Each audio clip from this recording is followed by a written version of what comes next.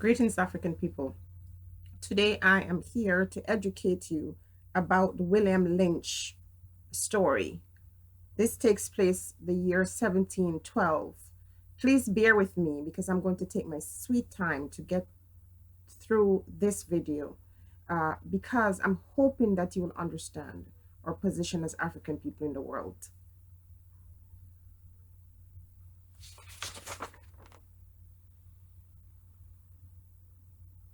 Now, I'm going to begin by saying a lot of times African people in Africa and around the world try to make sense of what has happened to Black people and why we continue to be separated from each other.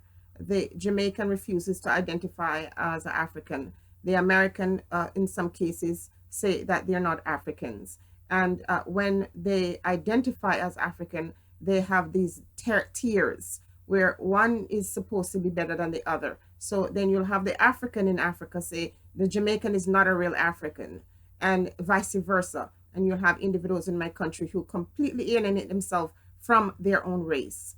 This is because of psychic unrest. This is because how psyche is so damaged. And it took many centuries for this to happen. And therefore, we cannot expect that our psyche is going to be fixed in just a minute. It's going to take hundreds of years. And maybe my generation may not see that change, but that change will come. So I'm going to educate people, especially individuals who sometimes take a religious approach to why African people are in the situations that they're in. We hear that we are cursed, and we hear of all excuses. And then when we don't understand, we turn around and we blame each other and we say the American is no good or the Jamaican is no good. I'm guilty of this because I didn't quite understand. In trying to make sense of it for myself, you jump to conclusions. And I am here to say, with no apologies, that this document I'm about to read to you is a real reason why we are in this condition, is a real reason why African people continue to suffer and struggle, because the individuals who laid out a plan, they expected to work for hundreds of years and they succeeded. And now we have the opportunity to break it, but we have to first come to truth and recognize it first. And this is what I'm attempting to do here today. So this video might be very long because I am going to go through this with you. So this William Lynch, a slave owner, came to Virginia to teach other slave owners how to control their slaves, how to break them, because it's in the breaking of the spirit, not so much about the body, but the breaking of the spirit, where you get someone to submit to you, where you get someone to agree that whatever you do to them, they will always forgive you. They will always honor you and respect you. So of all the races in the world, individuals that have been wounded and hurt in the past because of these same people, they have moved on. They have tried to live amicable with these individuals, but they learned from their lessons because they didn't get the same kind of psychic torture as African people got. Now, the man started out his speech by saying, in this bag, I have a foolproof method of controlling your Black slaves. I guarantee you, one, that if it is installed correctly, it will control the slaves for at least 300 years. We know that slavery was over 500 years. In fact, slavery didn't end then because we are still in slavery. He said his method is simple, and any member of the family that he was talking to or oversee it could implement these things. He said first, one had to outline the differences among the slaves and to understand these differences and make them bigger. He said he used fear, distrust, and envy for control purposes. These methods have worked on my modest plantation in the West Indies, and it will work throughout the South. Take this simpler list of differences and think about them.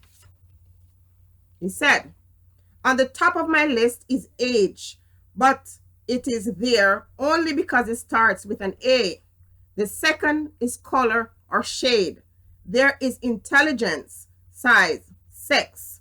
Slaves live in the valley, on the hill, east, west, north, south, have differences. He said, I shall give you an outline of action. But before that, I shall assure you that distrust is stronger than trust, and envy is stronger than adulation, respect, or admiration. Repeat. Distrust is stronger than trust. Envy is stronger than adulation, respect, or admiration. The black slave, after receiving this indoctrination, shall carry on and will become self-refueling and self-generation for hundreds of years, maybe thousands. After they get this lesson, they will stay this way for thousands of years. That's how he knew what he was about to do, the power of it to break the spirit of the black man. He said, don't forget, you must pitch the old black male against the young black male, and the young black male against the old black male. You must use the dark-skinned slaves against the light-skinned slaves, and the light-skinned slaves against the dark-skinned slave. You must use the female versus the male, and the male versus the female. You must also have your white servants and overseers distrust all blacks. But if it is necessary, your slaves trust and depend on you. They must love you. They must respect you and trust only us. So as you are pitting them against each other, you must make sure that they love you and trust you only and respect you only. He said, gentlemen, these kits are the key to control. Use them. Have your wives and children use them. Never miss the opportunity. If used intensively for 1 year, the slaves themselves will remain perpetually distrustful. Thank you, gentlemen. Now, he said, you got the nigger woman out front and the man behind and scared. This is a perfect situation for sound sleep and economics. So he's saying you got to break them to the point where you've broken the man so much that the woman is put to the front and force the man to stay at the back. Before the breaking process, we have to alert on guard. We have to be on alert, on guard at all times. Now we can sleep soundly, for out of frozen fear.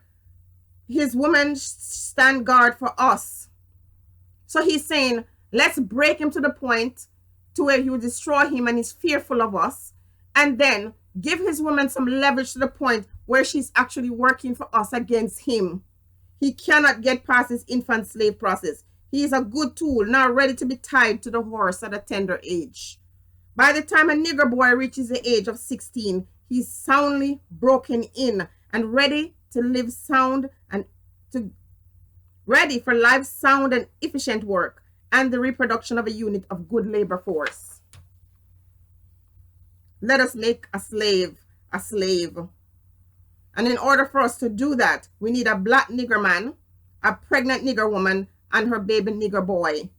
Second, I will use the same basic principle that we use in the breaking of a horse, combined with some more sustaining factors. When we do it with horse, we break them from one form to another.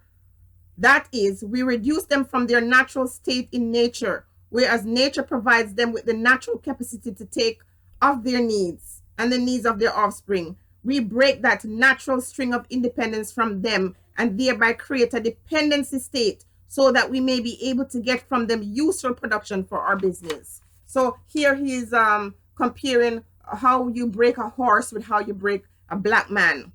He said there are cardinal principles for making this Negro, for fear that our future generation may not understand the principles of breaking both man and horse. We lay forth the art. For if we are to sustain our basic economy, we must break and tie both of these beasts together, the nigger and the horse.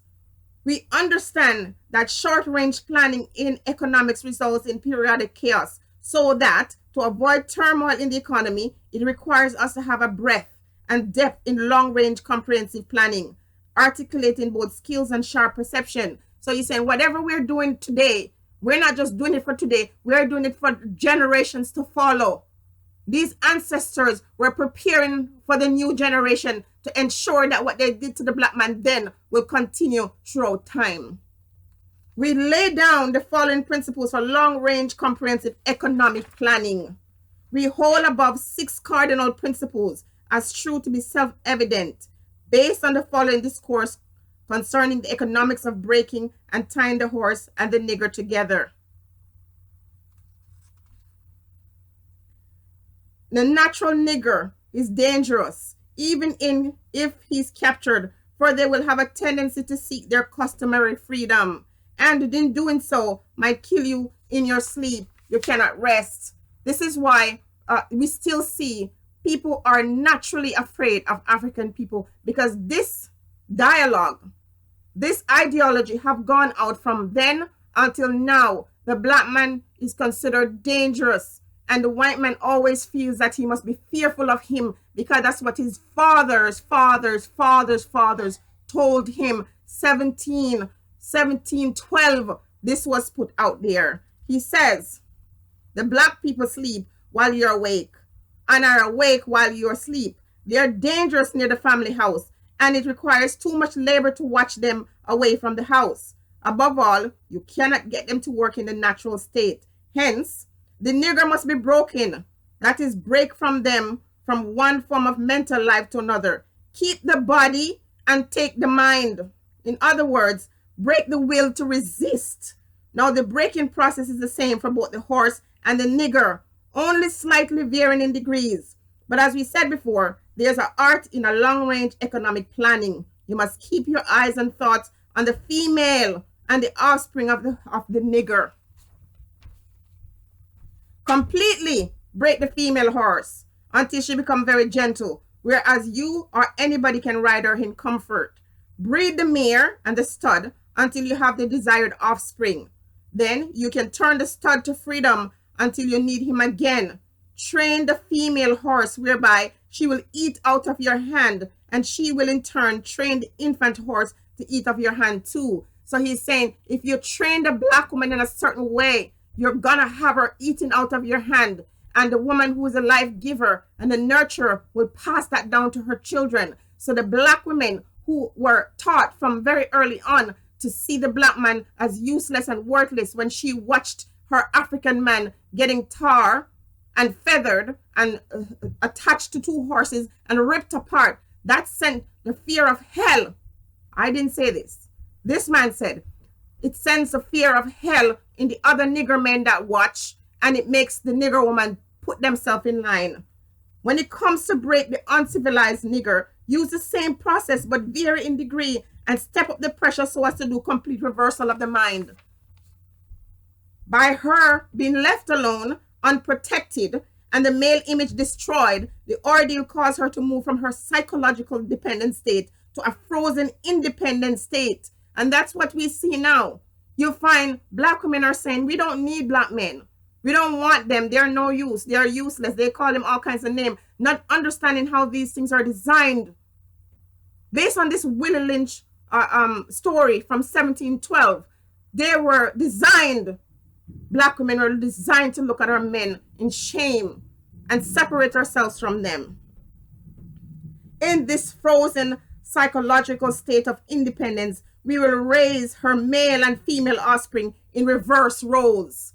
So with the man out of the way and the woman left as an independent being in her space, she now raised the boy like a girl and raised the girl like a boy.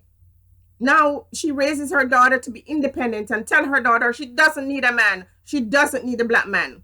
And she raises her son in fear because she doesn't want to lose her child. So she raised him like a sissy. Raise him in a way not to confront, not to challenge, not to do any of these things. This was what they intended. So for fear of the young man's life, she will psychologically train him to be mentally weak and dependent, but physically strong. Because it says, break the mind and leave the body strong. You need the strength of the black man to do free labor, to do make sure the system of slavery produce wealth and fortune for white folks. Break their mind and keep their body. Because she has become psychologically dependent, she will independent. She will train her female offspring to be psychologically independent. And so she will go to a man and say, what have you got? What you have to show me? Show me what you can do for me. You think that this is happening now? It's a random thing? No, this was Willie Lynch's message to all the planters in how to control black people. You think anything have changed? Nothing has changed. It says the one constant, the other dying. We keep the nigger constant, for we must replace the mule for another tool. So we are gonna have to keep the nigger working, and we have to get rid of the mule and use the man as a mule. But the mule and the nigger must be tied to each other, neither knowing where the other came from, and neither productive for self, nor without each other. So the man and the mule becomes one, is seen as one thing. And the mule cannot function on its own, neither can the man. They're tied together. This was Willie Lynch's explanation of what they should do to break the black man and the black woman. Can't you understand that? So when you don't understand what's going on, you got then given religion and said that you were cursed. But it wasn't a curse. God didn't create a race of people to be cursed. What have we done so much that we could be cursed? These curses were put upon man by individuals who are greedy, who are evil, who are wicked, who have decided that they are God's gift to the earth and that they deserve to be blessed by everything in this earth. And these things, as I've told you before, are these individuals' way of ensuring that they guarantee a passage into fortune and wealth at the back of the African people. But we don't want to know this. We don't want to know the truth. We want to lie. And it's very easy for us to hate our brothers and our sisters constantly.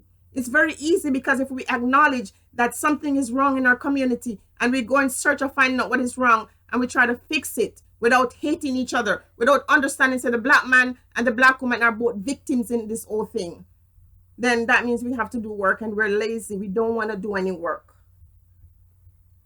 He said, pay little attention to the generation of original breaking, but concentrate on future generation. Therefore, if you break the female mother, she will bring the offspring, and in its early years of development, and when the offspring is old enough to work, she will deliver it up to you, for her normal female protective tendencies would have been lost in the original breaking process. She no longer wants to protect her son.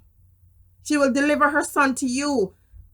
Your teachings, breaking her spirit, so early on will let her break her boy child. So he's not strong and dependent. He's not strong and independent. He's dependent. He's fearful. This is what is going on in our communities. Mothers are raising boys and they're not independent. They're being raised out of fear because all the mother has seen in America is how easy it is for the boy to be killed. So many black women are always telling their sons, oh, if you go out on the street and the cop stops you, just say yes, sir, no, sir. You raise a sissy.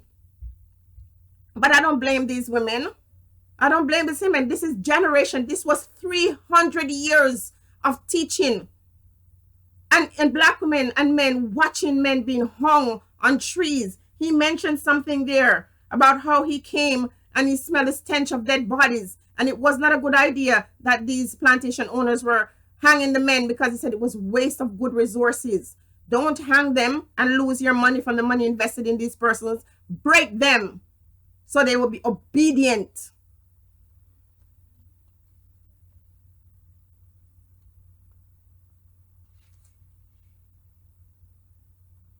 Break the stud. Break him for limited containment. Take the meanest and most restless nigger, strip him of his clothes in front of the remaining male niggers, the female, the nigger infant, tar and feather him. Tie each leg to a different horse in opposite direction. Set him fire and beat both horses to pull him apart in front of the remaining niggers. The next step is to take a bullwhip and beat the remaining niggers male to the point of death in front of the female and the infant. Don't kill him, but put the fear of God in him, for he can be useful for future breeding. I'm repeating that because I said it in my own words and I don't want you to think that's my words. This is what they have done to black people. They have put the fear of God in Black people. They have taught us how to disrespect and distrust each other. And they have taught us how to stay perpetually faithful and loving towards them. That is the story. It is not because you're cursed because of what happened in Deuteronomy 28. It's because somebody brought a legislation. Somebody brought a message to other people who had power, people who owned slaves, to teach them how to break their spirits. Breaking process of the African woman requires that you take the female and run a series of tests on her to see if she'll submit to your desired willingness. Test her in every way because she is the most important factor for good economics. If she shows any sign of resistance in submitting completely to your will, do not hesitate to use the bullwhip on her to extract the last bit of bitch out of her.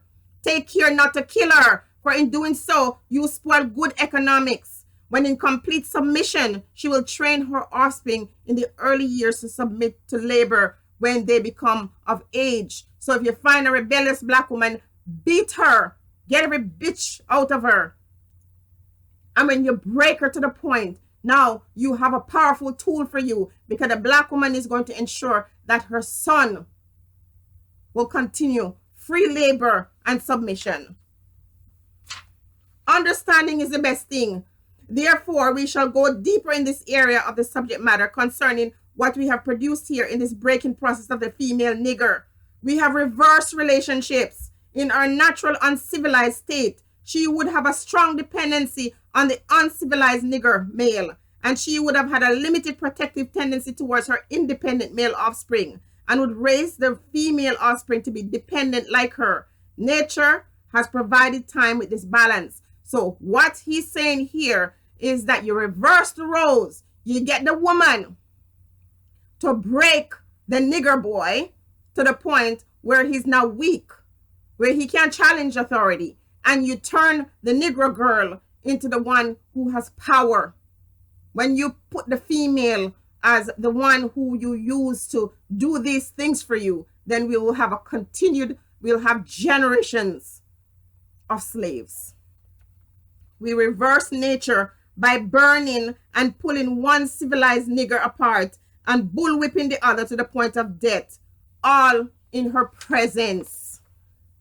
Continually through the breaking of uncivilized savage niggers by throwing the female savage into a frozen psychological state of independency, by killing the protective male image, by creating a submissive dependent mind of the nigger, male savage. We have created an orbiting cycle that turns on its own axis forever unless a phenomenon occurs and we shift the position of the female savages. We show that what we mean by example. Take the case of two economic slave units and examine them carefully. We breed two nigger males and two nigger females. Then we take the nigger male from them, keep them moving and working. Say the one nigger female bear a nigger female and the other bears a nigger male. Both nigger females bring without the influence of the nigger image, froze with an independent psychology. We raise their offspring in reverse position. The one with the female offspring will teach her to be like herself, independent and negotiable. We negotiate with her, through hem of her, and negotiate at her will. The one with the nigger male offspring, she being frozen with an unconsciousness, fear for his life, will raise him to be a mentally dependent and weak, but physically strong. In other words, body over mind. I don't need to read anything more. I am saying that the reason why Black people are the way they are is because this was a psychological test done on them for way over 300 years. And it continues today. The Black woman is separated from the Black man. It's the dark skin separated from the light skin. The one who live in the East is separated from the ones in the West. And the cycle continues to this day. And until you understand, this is not a religious thing. This was a psychological damage done. And even when you go on in this article, it talks about language, the power of language, and how you don't teach these individuals your language, or you don't let these individuals come too close to your house. But there's also the idea of taking one Negro out of a certain position and put him up in a house, and all of a sudden the other niggers want the same thing, and so they will stay in subjection hoping to get to where that nigger is. It's a psychological thing. Wake up, African people. Understand that this was done to our foreparents and it's still being done to us now. The division that exists in our community is not one because we're evil and we're unforgiving and just terrible. Yes, now we're seeing these things manifesting in our communities, but we don't understand where it started. And that's the most important thing. Figure out where it started and how to mend it. This article is how to make a slave, and it goes into detail the Willie Lynch design that he laid out to control African people. Don't let them fool you. This is still enforced. Do your reading, do your research, and before you're quick to condemn your brothers and sisters, understand that this thing, over 500 years of indoctrination, cannot possibly be reversed in a day or a year or 100 years. It is going to take lots of individuals to understand what happened and how to try to reverse this. They intentionally use reverse psychology upon the black male and the black female to ensure that as long as they live, as long as this earth lasts, will continue to be their slaves. Be blessed, African people. Think of these things.